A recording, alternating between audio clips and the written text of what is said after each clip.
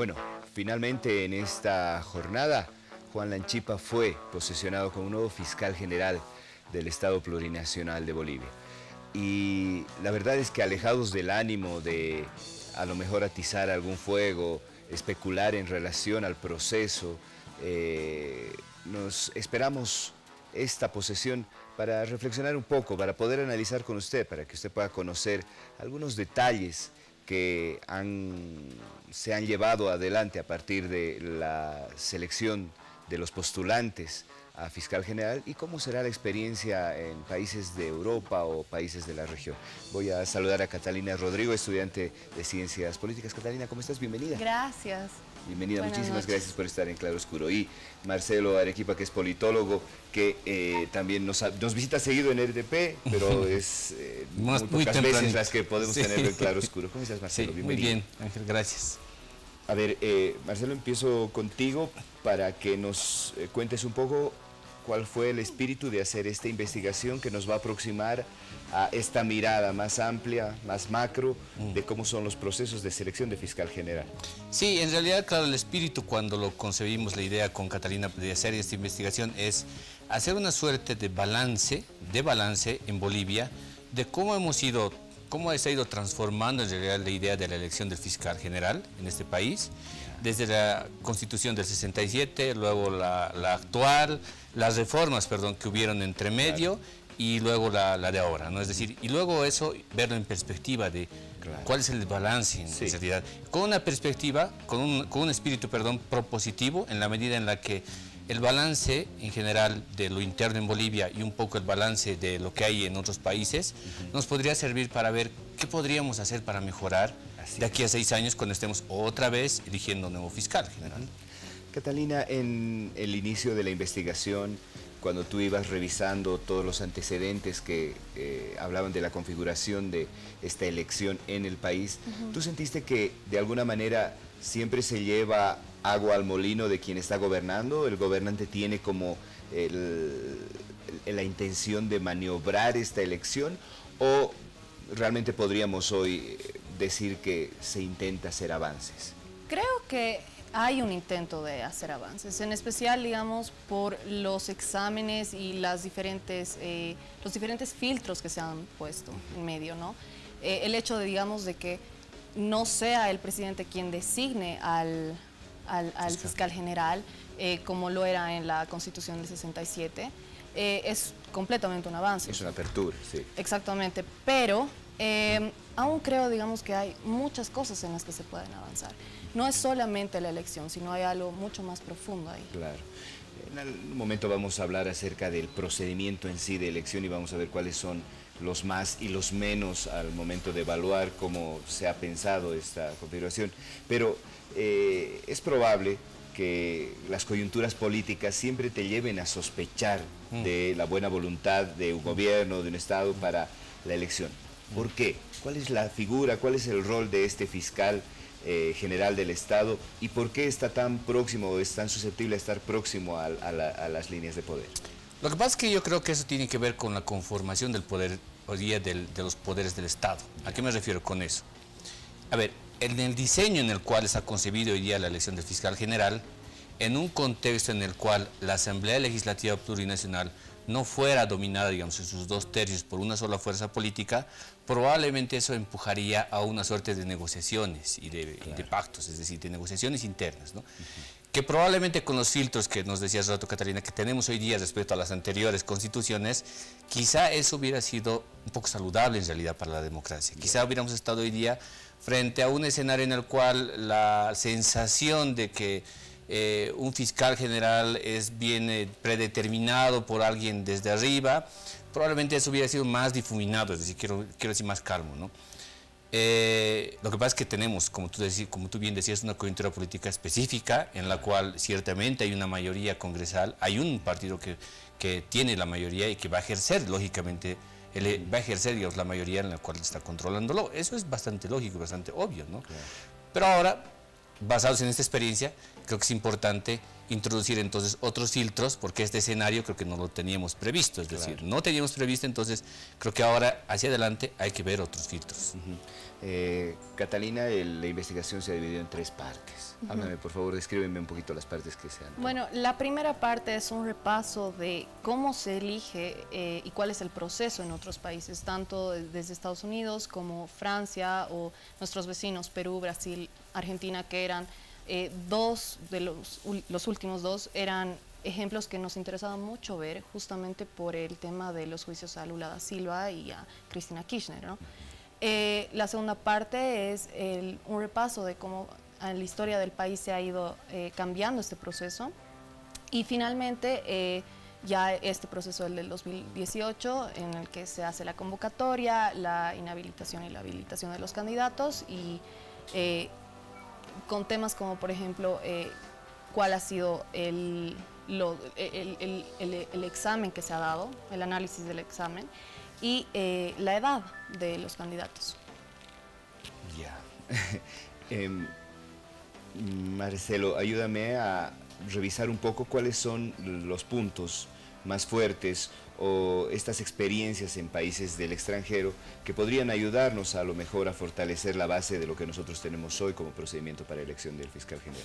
Sí, a ver, creo que podemos rescatar varias cositas, entre las que, por ejemplo, hay un caso en el cual el presidente, los miembros del órgano legislativo y los miembros del Tribunal Supremo de Justicia pueden elevar ternas, pueden mandar ternas para que eso sea elegido, digamos que sea en el Senado.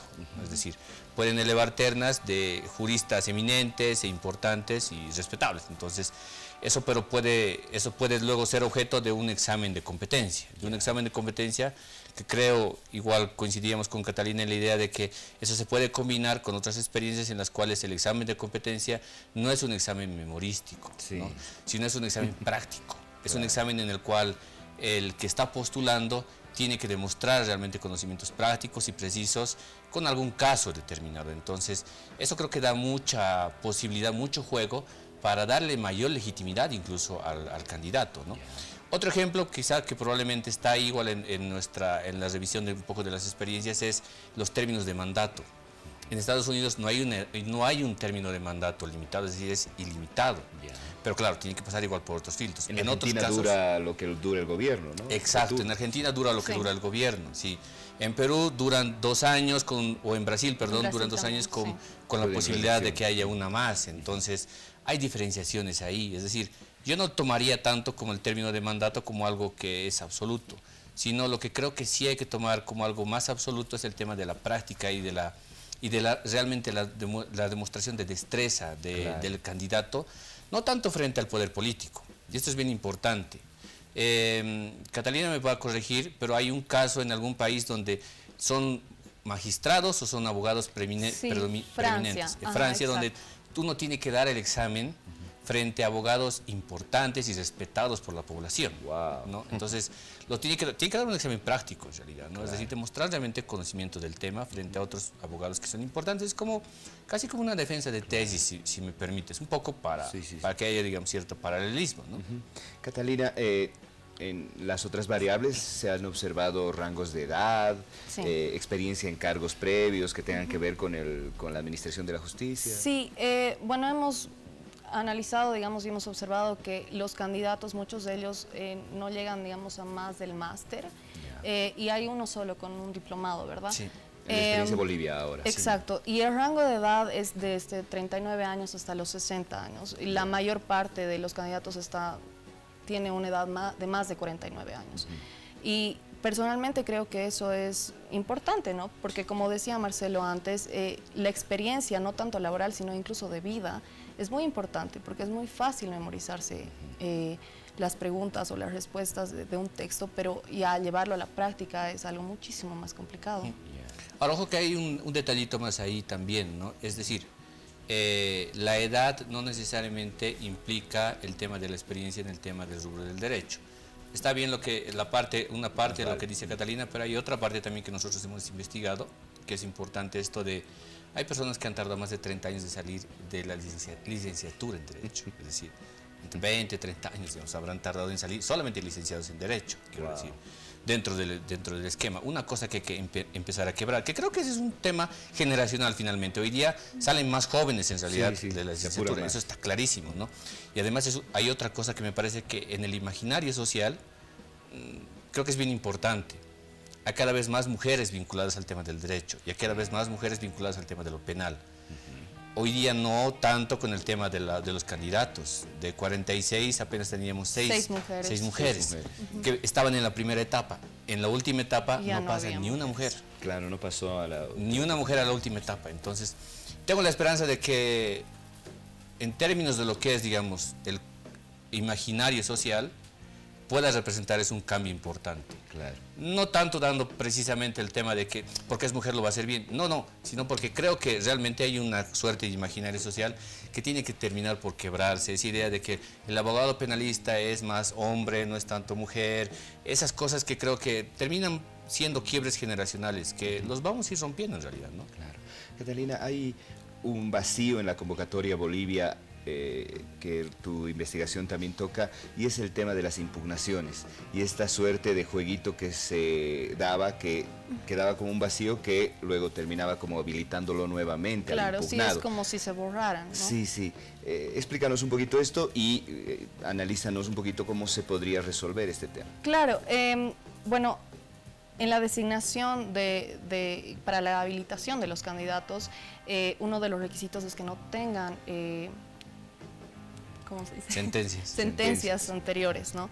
Entonces, el hecho de que existan los podría inhabilitar. Sin embargo, lo que se hizo es que se apeló y al final estos fueron eliminados. Este es un vacío que se observa que Bolivia a lo mejor podría superarlo y que una vez se haga una impugnación, de verdad esta no puede ser revisada. Lo que pasa es que hubieron candidatos que nosotros revisamos como el actual fiscal, el que fue elegido, por ejemplo, ¿no? Fue inhabilitado en el primer proceso en el cual se revisaron méritos y se encontraron que tenían pliegos, digamos, ejecutoriales penales, entonces se los inhabilitó. Estaba él dentro de esas inhabilitaciones. Ellos metieron dentro del sistema judicial unos recursos de apelación en el cual se los sobreseyó, es decir, se los liberó del tema muy rápidamente y volvieron a entrar a estar habilitados entonces. Ahora, claro, ese es en un tema en el plano, digamos, más institucional jurídico. El problema ahí es que creo que por eso tenemos que mejorar de aquí en adelante, el problema es que cuando hay un periodo, cuando un candidato es inhabilitado, automáticamente ya no se le puede hacer impugnaciones por la sociedad civil, quiero decir. Entonces, claro, cuando ellos son habilitados otra vez por un tema de formalidad legal, otra vez, entonces se vence el plazo para que la sociedad civil los pueda impugnar, quiero decir. Entonces, claro, hay un vacío ahí adentro, hay un tema que tiene que terminar de ajustarse, quiero decir, porque terminan de ser inhabilitados, pero digamos como en una especie de nube, y luego vuelven otra vez a estar habilitados, ¿no? Catalina, la última pregunta, con sus más y con sus menos, con sus luces y sus sombras, con sus tonos o no políticos, ¿se ha escogido a los mejores perfiles? Yo honestamente creo que no. Pero no es porque ellos sean en sí malos, sino porque creo que el sistema de elección no es el correcto. Creo que si nos enfocamos en seguir el ejemplo de otros estados o de otros países, sí se podría hacer un avance, pero este es un problema muchísimo más profundo, que es la justicia misma y el sistema y la percepción que tenemos de ella. Claro. La base al menos la tenemos. ¿Tenemos alguna esperanza de que sobre lo que tenemos se podría construir algo bueno o definitivamente hay que desmontar todo? No, hombre, yo creo que realmente esto no es escribir otra vez la historia, no es escribir otra vez la historia.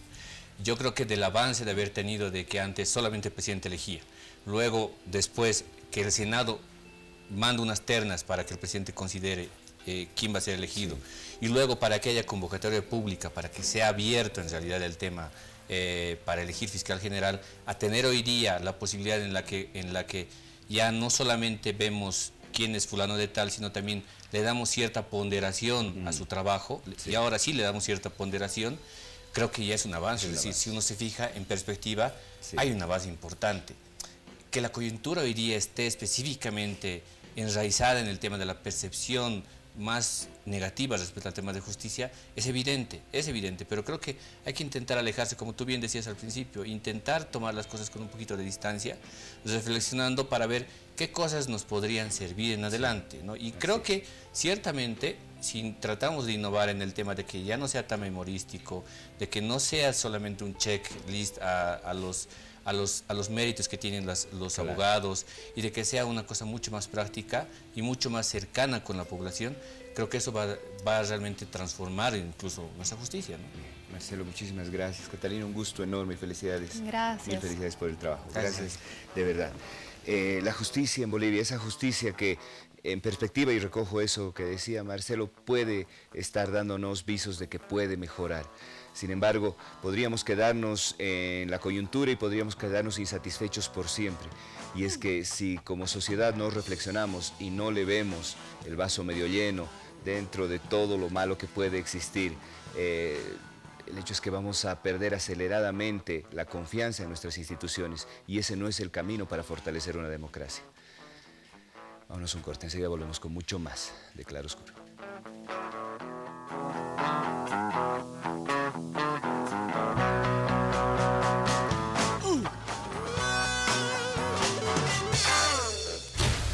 Claroscuro.